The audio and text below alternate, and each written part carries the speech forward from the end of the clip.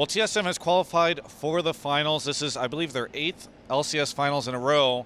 The first one In a row? Yeah. Wow. They've been to all the finals. Oh yeah. Oh yeah. Okay. Sorry, I thought you meant like victory. Yeah. 8th LCS victory in a row. No. This is they always go to the finals. Yeah. Yes. Yeah. There was a lot of pressure. Yeah. We didn't want to be the first Well, roster to kind of like the bed. That's what I was gonna say. You are the first person. This is your first split coaching them. It would have been a disaster if you had not done that. Yeah, I would have been out of a job. We haven't even introduced you yet. Weldon is here with me to talk about. I think this is the first interview you've done since joining TSM full time. Yep. And maybe you can just take me over the course of the split, detail the story of this team coming together, and sort of from when you stepped in to now.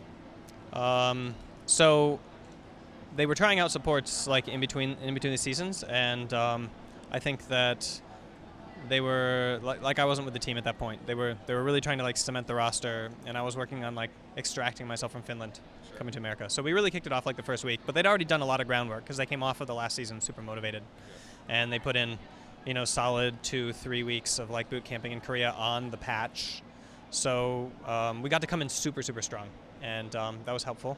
The first thing that we did was we built a coaching team, because I don't think it's a one-man job to coach an LCS team anymore. And so like a lot of the work that we did over the split was split among me and Parth and Anand and Brian and Matt, who I want to shout out right now, because we haven't really talked about them much this split, but they were like with us every single day, every single scrim block, coaching the positions on the team and like helping us make good progress the whole split.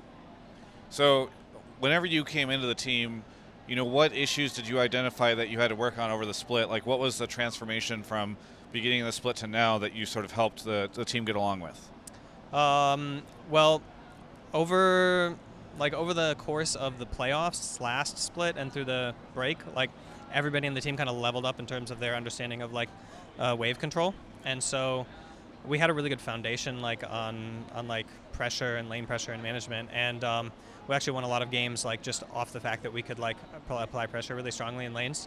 So what we focused on was just making sure, first of all, that didn't go lax, and then making sure we always had like the best read on the meta, no matter what, like testing everything and making sure that we had a really good design in our compositions. And I think in the Riot Games like esports world, the best team is always going to be the one that can adapt the fastest to every single change in the game, because it doesn't really matter if you're good on a patch if you're crap on the next one, and then your patch might come back and you're like, oh, we're good again, but then you're crap on another patch. So I don't like that. It doesn't feel good. It doesn't feel consistent. So we tried to make sure that like every player could learn everything they needed to about a new patch, whether that means like all of a sudden our jungler needs to be a carry jungler, now it needs to be an initiation tank jungler, or we have like a ranged support for the first half of the split, and then all of a sudden Vincent needs to engage like every single game. Like he needs to be able to Biofrost, So the first thing we had to work on was like respect and trust among teammates in order to make sure that like everybody believed that everybody could get good enough with a little bit of practice and a little bit of training at the new role that they needed to in any meta. And so laying that foundation was number one. And for you, I know that you even tend to focus a lot on just making sure the team synergy is good and people have the right mentalities. I remember interviewing Doublelift around, I think, what was it, week 8, around the time that the team lost, had their first loss, and he had sort of implied that there was a lot of pressure kind of cooking underneath the team because they had this undefeated streak, and it was like, we have to keep the undefeated streak going. For you during that time, what was your role, and how were you helping to sort of alleviate or tackle that challenge? I just told them every single game we went into from the very first week of the split that I expected them to like totally choke and the bed and lose no matter what. Yeah. And then I was always pleasantly surprised that we won, because I just picked out like all of the kind of like things that like we'd been flubbing up throughout the week, and we just like put them up there and we're like, look, these are all the things that we can't do very well. And so we're not really good at the game yet. And here's the things that we're doing well, so make sure you do those. And then maybe the things that you suck at like won't come back and bite you in the butt during this game.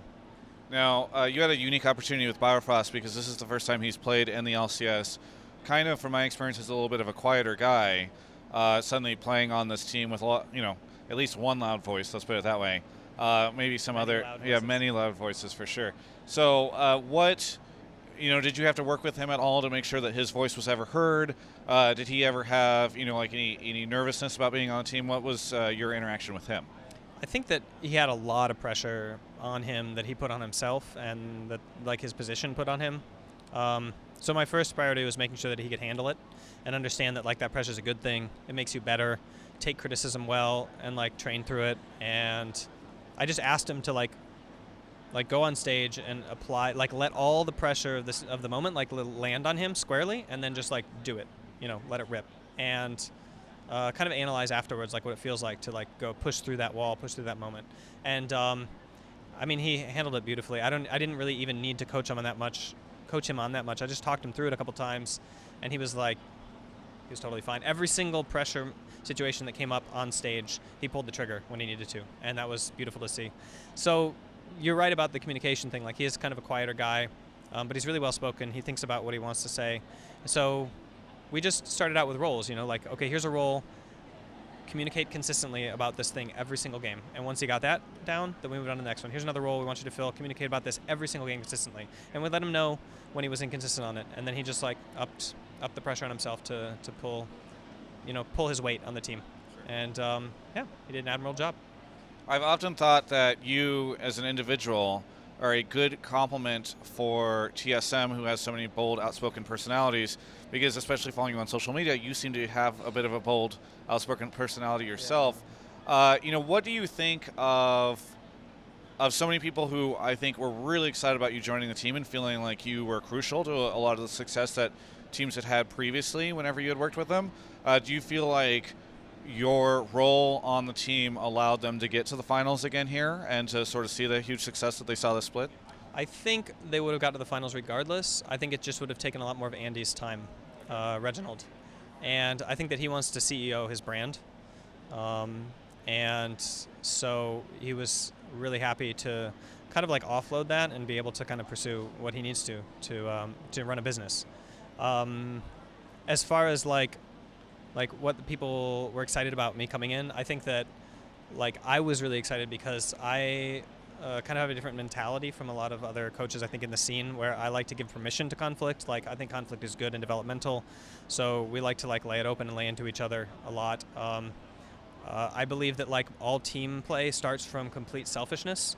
So like first you need to understand what you want and what you need and be very self-actualized and self-aware and demand those resources, and from then you can be in a giving standpoint and understand how to use that to like lift up the team. So like a lot of our like, for example, a lot of our flaws coming to this meta without lane swaps was that some positions were playing too not selfishly enough, like too giving, right? So we have to like my mindset is and my strategic understanding is that we need everybody to fight for their own like domain in the game, and then the tension of everybody being an expert in their own positions evens out to like a really solid game all the way across the map, and nobody's like kind of falling short of what they need to measure up to.